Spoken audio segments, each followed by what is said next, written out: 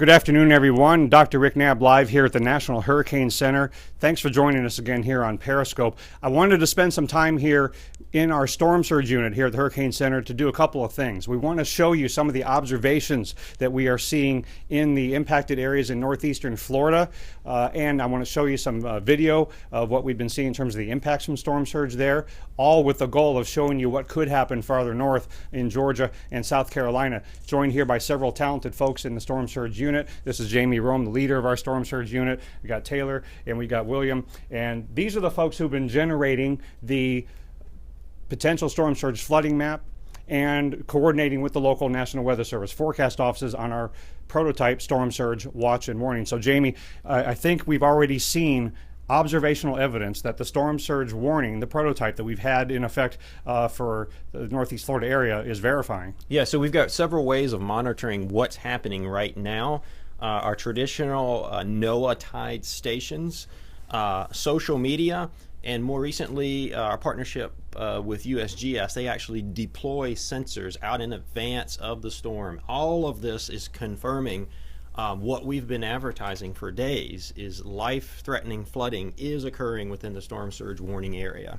Now, some of the videos have been quite staggering. One video we saw of the water coming down the road in St. Augustine, and some people are in a bed and breakfast or something there. Probably wish they wouldn't have stayed. And then another video, water moving down pretty quickly with some pretty significant waves in Jacksonville Beach. So yeah, the video footage is revealing that the water is coming in with great force. It's not a slow rising. Sometimes the waves are coming in and temporarily raising the water level 4 or 5 feet in like an instant like this. These forces, you can't swim in this. There's debris in it. It could throw you up against a wall.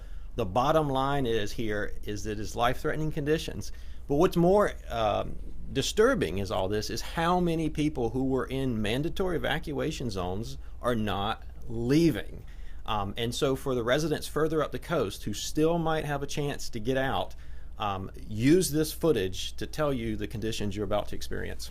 Along with the potential storm surge flooding map that, based on the latest forecast we issued at 11 a.m., showing even a closer track along the exact forecast relative to Georgia and South Carolina, with the possibility that it comes even closer to the coast.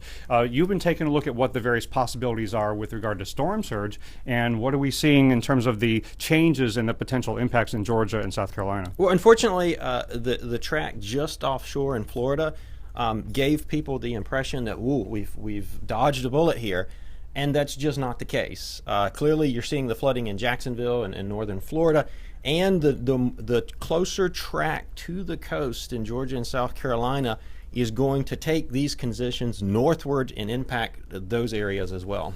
And we already are seeing the winds of tropical storm force starting to get closer to the Georgia coastline, and the timing is such that time is running out quickly in Georgia for you to take protective actions and evacuate. But get out if your emergency manager has told you to leave and they have told you that it is still safe to do so. And then in South Carolina, time will run out from south to north tonight, and then we can't rule out some storm surge impacts in portions of North Carolina. No, if you look at our prototype storm surge warning and our new inundation graphic, you can see that the threat has continued to move northward. Here's the graphic here behind you. William has it, which is showing that the risk has now extended northward into North Carolina. Certainly not the magnitudes that we're anticipating in Georgia and South Carolina, but still life-threatening conditions are possible. And a couple things I wanted to emphasize based on what I've seen on social media and talking to some of our media partners today. A couple key points that folks might not have completely understood based on what we're trying to say. Number one is that the storm surge flooding values we're talking about are above normally dry ground, right, as opposed to what other types of values might people be coming across? Well, whenever you're measuring or showing observation, it has to be relative to something. And in storm surge, we say relative to dirt, meaning the dirt that you stand upon. So I stand 6 feet tall above that point on the ground. So a forecast of 6 feet of storm surge would be over my head. And you think, oh, I can just wade out of this or it's not going to be that bad. No, it's coming in with great force. Again, there's debris in the water that could hit you. You could get knocked down. You could get knocked into a wall. But think about it even more candidly. What happens if you need emergency assistance? What happens if you have a heart attack in the middle of the storm and you call 911 and they can't get you, or worse yet, you are putting emergency officials' lives at stake because you didn't evacuate. And don't evacuate vertically. If you think about, if you're in a high rise in some coastal area in Georgia or South Carolina, and you're thinking, well, okay, they're telling me to evacuate, I'll just go up. I can go higher than 9 feet. Realize that the winds get stronger the higher you go up 20, 25 stories, you're buying yourself another category stronger on the wind scale, and you're caught, like you're saying, Jamie, in an area where if something happens to you in that high rise and the area is flooded and damaged, responders aren't going to be able to get to you very quickly.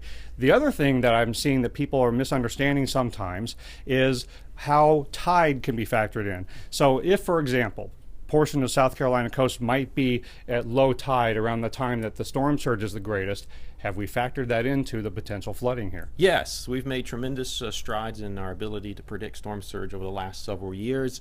If the last hurricane you experienced was 10 years ago, we couldn't factor tide into the equation then, but now we can. And so in all of our scenarios, we're taking into account high tides and low tides, faster moving storms, slower moving storms, the track moving a little bit to the left, the track moving a little bit to the right, and that's how we come up with our estimates. So if you hear someone saying that, well, the risk isn't so bad if this happens at low tide, remember that these potential storm surge flooding map values, 6 to 9 feet, 4 to 6 feet above normally dry ground, have already factored that in. So the threat is real. The action time is now. Again, if you've been told by your emergency manager to evacuate and they're telling you it's still safe to do so now. Time is running out quickly in Georgia and in South Carolina. Thanks to Jamie and everybody in the Storm Surge Unit.